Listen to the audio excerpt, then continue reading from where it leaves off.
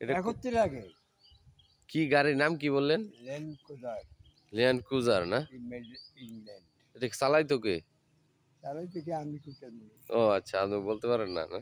আমি তো হলো টোকাই। আপনি রাজু রাজু রাজু না, আমি টোকাই, রাজুর দাদু?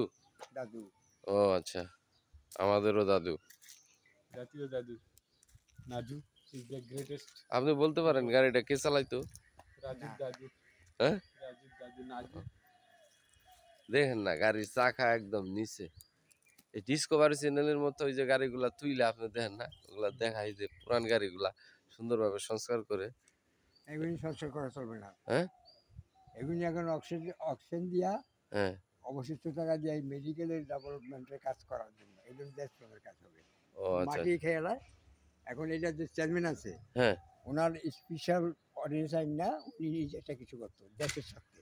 আচ্ছা, ধন্যবাদ আপনাকে এত সুন্দর মন্তব্য।